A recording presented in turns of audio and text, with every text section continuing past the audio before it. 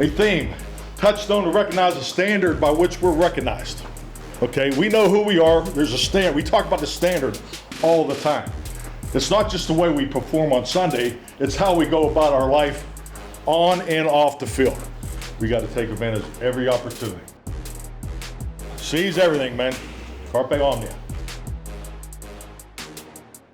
Week number 11 of this National Football League season, and time for another edition of the Mike McCarthy Show, powered by Reliant Energy here inside the Globe Life studio at the Star in Frisco. Bill Jones along with Cowboys head coach Mike McCarthy as the Cowboys hit the road this week. Noon kickoff Dallas time against the Carolina Panthers. And coach, you're in this stretch that comes every year, 3 games in 12 days. You got 4 games in 19 days. Is it almost easier to get your team's focus on the task at hand when you know that, okay, it's now not like next man up, but next game up? We really have no choice. So what I've learned, I think that's clearly you do learn a little bit more about the training components that lead into this, where I think in prior years you just really focused on, okay, now we got to be really smart through this 12-day period or 19-day period. But I think just paying it forward a little bit, trying to cut back on some things the last couple weeks leading up to this. Hopefully it serves us well. All right, taking a look first off at this Carolina Panthers defense. You're familiar with the defensive coordinator who's on your staff with the Packers back in 2016, Ejiro Evero, and then also the senior defensive assistant, Dom Capers, who had top 10 defenses in this league with the Packers for about a decade. What do you see when you see that Panthers defense? Well, number one, I mean, first off, just 2 really high quality men. Enjoyed our time together, but I do see a lot of EJ. I see a lot of Dom and EJ. And I think just the fact that having that senior consultant there that's done it for so long really is the blueprint of this defense where it started back in the late 80s in New Orleans and into Pittsburgh in the early 90s. So, but EJ's he's put his spin on it and his identity. And so my point I'm making is schematically this is going to be a big challenge for us. Different than the scheme challenge that the Giants gave us, but there's just a lot of simulated pressures. Probably the most line movement that we've seen all year on the preliminary tape going in. Obviously, something that we didn't do a great job of against the Chargers, so we're expecting that. But this is a defense that's very challenging. All right, let's talk CD Lamb. My question for you with CD is, how fun is it drawing up plays when you got CD on this team? Oh, no doubt about it. I think it's not only just the plays, but the ability to move them around, through the base concepts, the variations of the concepts that we've run, and that's really what you have to do, just from an offensive approach standpoint throughout the course of the season. And he's such a great chess piece for us that he can play any position. And he affects the game even when the ball's not coming his way.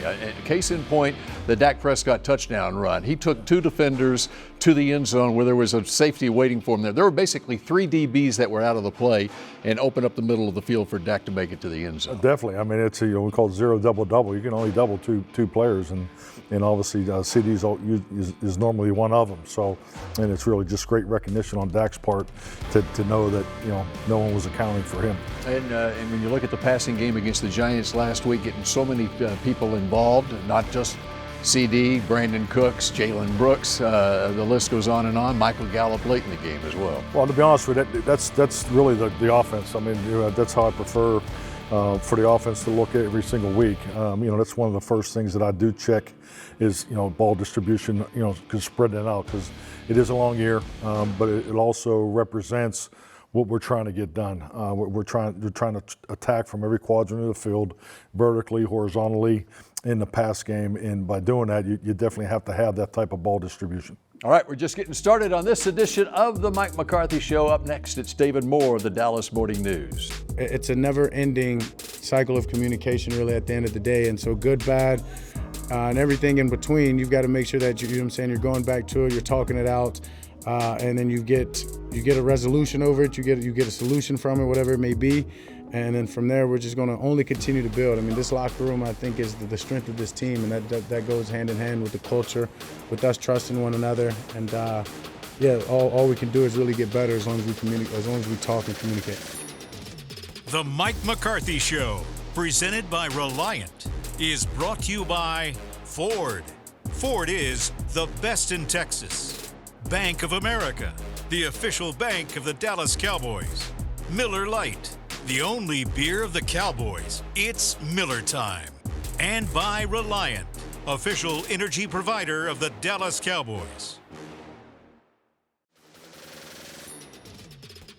Trusting in one another, believing in one another's ability, believing that we're going to win in our matchup, and then, it shows. That's why we look like who we are, and just having the explosive plays that we've been, and just continuing to put them together, having the drives that we have, finishing them off in the red zone, just putting up points, and then letting our defense do their thing and get us the ball. Welcome back to the Mike McCarthy Show, powered by Reliant Energy. And now joining me here in the Globe Life studio, David Moore of the Dallas Morning News, SportsDayDFW.com, who always performs well, whether he is at home or on the road. I'm not sure about that, And but sure. the Cowboys, though, how about the lopsided wins at home for this team, the winning streak at home? Now you're going on the road, facing a one-win team in Carolina, but it is on the road, and Carolina has played a little bit better at home, too. It is on the road, and what happened when you faced a winless Arizona team on the road earlier this season? I believe Cowboy fans will remember that. And you look at one of the reasons for losing that game, it was penalties. I think Dallas was penalized over 104 yards in that game. And that's when you look at, we've talked about just how good they have played at home and the home field advantage they've established for themselves. Well, they need to work at playing better on the road. And one of the main issues that you can address, they will address, is penalties. Dallas is averaging, I believe, 9 penalties for 74 yards on the road, which is about 35 more yards a game and 3 more penalties than are at home. So that's the first place you look at. The second is, Mike McCarthy always emphasizes ball security and not turning the ball over. That takes an even greater premium on the road because that can get away from you a little quicker. All right, the run game for this team, of course, Tony Pollard being the lead back. We saw Rico Dowdle, though, last week. 12 carries, 79 yards, and a touchdown. Can we expect to see more Rico Dowdle, you think? Well, funny, because the last 2 years, I believe people were saying about Tony Pollard eating into the number of carries that Ezekiel Elliott has. And now you're starting to hear those rumblings about should Rico Dowdle get more touches. This is the other side of being the lead back that Tony Pollard is now experiencing. But it's legitimate from the standpoint he hasn't been as explosive as he was last year. He has now gone 6 consecutive games without a 100-yard game, which he did not do last year at any point. So he is coming back from that injury. There have been some offensive line issues early in the year. But running game, after they got Brandon Cooks established against the Giants, I would say the running game is where the focus is offensively. All right, Leighton Vander Esch, just a devastating injury, and the news comes out this week that not only for the loss for the season, but could be a career-threatening situation for him with his prognosis going forward. What is he dealing with in terms of that injury? Yeah, he has cervical stenosis, which is a narrowing of the spine at the neck. He underwent a bulging disc surgery in 2020, which was successful. He's come back and played 46 games since then, but the understanding was if you reach the point again where another surgery is required, it could be problematic for the rest of your career. That is where he is now. He's continuing to get more medical information. All right, and we'll be chatting with the head coach about Leighton coming up a little bit later here on the Mike McCarthy Show. We appreciate David Moore, and when we come back, Brandon Cooks. Let's hear from the Cowboys wide receiver.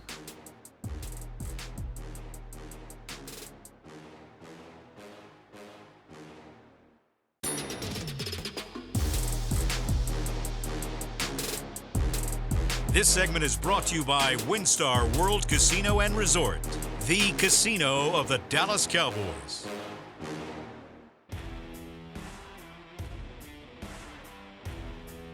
Difference from the first time I stepped on the field in the NFL until now is just the game continues to slow down.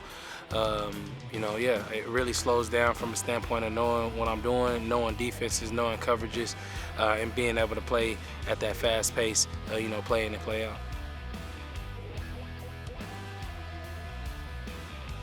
Ooh, that's a great question. I probably prefer burning the DB.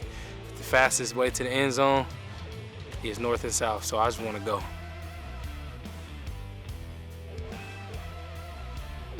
I love it. His leadership is what I always go to first. When you take the huddle with that guy, his presence is second to none. Got a lot of love for him and his testimony, everything he's been through, his resiliency, pours over to, his teammates.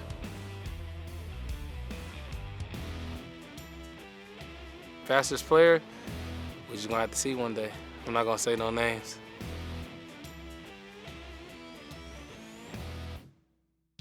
I think the biggest challenge is Carolina, at least from an offensive standpoint, their defense is, in my opinion, playing at a high level. Their rush, is getting home, and their guys on the back end is able to play, zone and vision on the quarterback and disrupt, that timing. So it's definitely going to be a challenge that we look forward to. Brandon Cooks and the Cowboys, what are they going up against this week? We got Will McClay. We got the telestrator here. First, we're going to take a look at this Carolina offense. Of course, they do feature the rookie at quarterback, the #1 overall draft pick, Bryce Young. Yeah, you talk about him, his size and all that, but what he is a great processor, really good athlete. We're going to look at him here. They're looking like they're going to bring, 5 or 6. All right, they bring the inside pressure, but what you got to do with an athlete, first of all, that catch of the high snap, keeping his eyes up the field. There's a lane. Little move there. You have to contain him in the pocket because he can make plays with his feet. You have to have over 100 yards rushing on this season, and then as far as him throwing the football, too. Yeah, okay, we're talking about pocket presence, being able to process. They got 6 down, trying to make a move here. He moves, but he keeps his eyes up, and he finds this guy, Adam Thielen, right here, coming over the middle. Great security blanket for him. And, of course, Adam Thielen, a 2-time Pro Bowler in his time with the Minnesota Vikings, a big free agent acquisition for them in the offseason. And what he does is he's leading the league in third down conversions. He's a slot player, understands defenses, spacing, and he works really well with the quarterback. We'll look at him here. All right, you got the 2. But you watch how the young guy uses his eyes and still goes to his receiver. All right, here you go. He moves. Now he's over here, sees 19, and a great throw, accurate throw in the spot. Yeah, great ball placement there. All right, on the defensive side, let's take a look at a couple of first-round draft picks here. Derek Brown, 95. You got Brian Burns, #0. Yeah, here's Big Brown, big athletic man, just stop the run. Now that's 300 pounds that he's torquing, taking one-on-one, helps their run defense, one of the better defenses in the league. All right, and so there they are. They were on the same side there, and then how about as far as the pass rush goes? Line up on the same side once again here. Yep, okay, we're talking about Burns also. 12.5 sacks last year, 5 this year. Great edge rusher. He's got his partner with him. He beats the guard, and then you bring that pressure and allows Brown to get a sack. So you saw Burns line up on the left side both those 2 times, and he's on the right side this time. Now, they're doing a great job here. They're going to make it look like they're rushing 4. They rush 4, but 1 drops out, and what it does is it singles Burns. All right? Goff thinks he knows what's going on. Here you go. You got the pressure, but now the edge and getting around the corner and attacking the quarterback with his speed and length. Brian Burns had 12.5 sacks last year. Our thanks to Will McClay. And the Mike McCarthy Show continues in a moment when the head coach rejoins us. This segment was brought to you by WinStar World Casino and Resort, the casino of the Dallas Cowboys.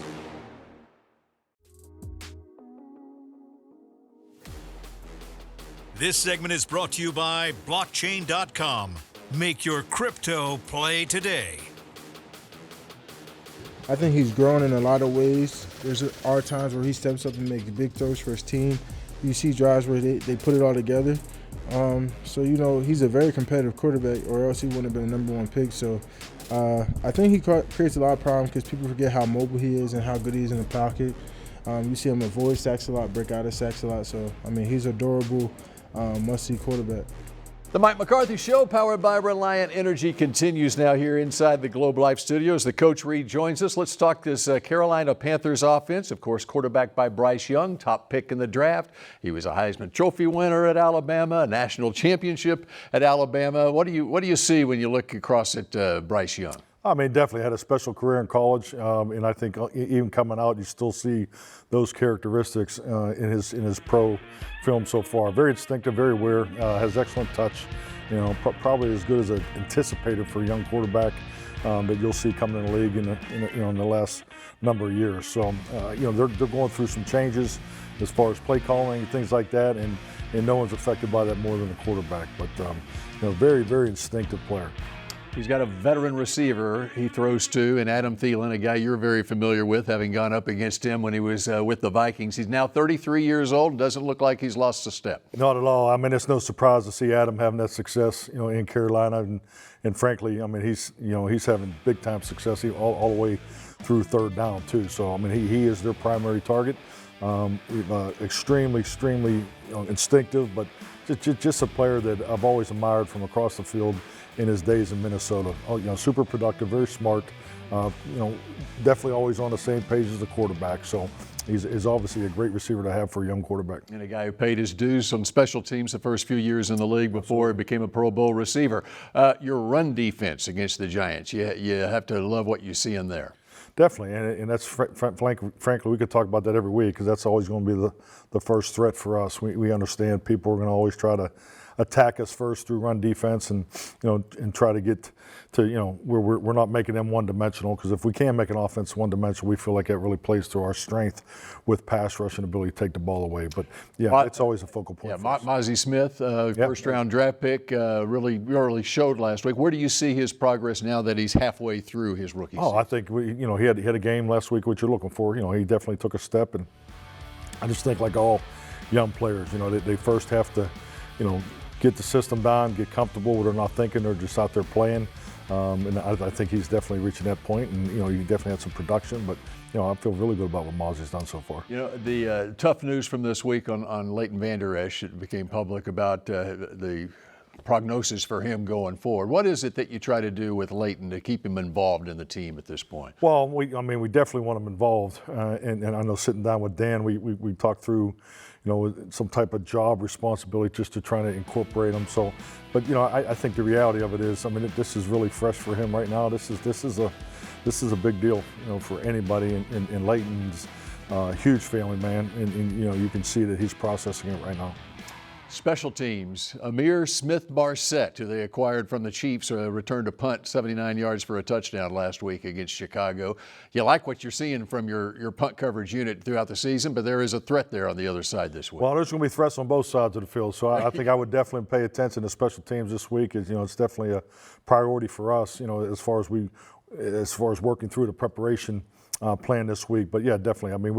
We're young. We're young on special teams, and this will be a great challenge for our guys. All right, we wrap up the Mike McCarthy Show when we come back in just a moment. This segment was brought to you by Blockchain.com. Make your crypto play today.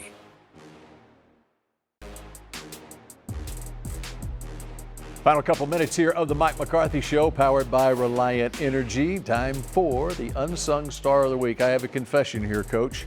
I cheated this week. I looked on the paper of Brian Schottenheimer was sitting over here at his press conference this week. He was singing the praises of Tyler Biadasz. So I want to sing the praises of Tyler Biadasz here. He was talking about not only, especially you look at that game against the Giants last week where you got Dexter Lawrence on the other side, how physical he has to be in the trenches, but from the mental standpoint too. If you could talk about Tyler and just his impact as far as now in his fourth year in the league and his progression. Without a question, Tyler does a tremendous job, and I think so much at the center position, and it really dictates on what you can be offensively. If you want to be multiple in the run game, you want to be multiple in the pass protection, which we are now. So that was a big change for him. He's the one that sets the plate. He's in charge of the initial declarations. So his job responsibility for recognition and how he declares things, and and the adjustments, cadence, on the road, at home. All those things, they don't show up on a stat sheet. So, he is a tremendous component in our success. All right, good success in Carolina this week. Good luck to you against the Panthers in a short week with Washington coming in on Thanksgiving Day. We appreciate all of you joining us for the Mike McCarthy Show, powered by Reliant Energy. The Mike McCarthy Show, presented by Reliant, was brought to you by Blockchain.com. Trusted by millions, trusted by America's team. Ford. Ford is the best in Texas. Bank of America, the official bank of the Dallas Cowboys. Miller Lite, the only beer of the Cowboys. It's Miller time. And by Reliant, official energy provider of the Dallas Cowboys.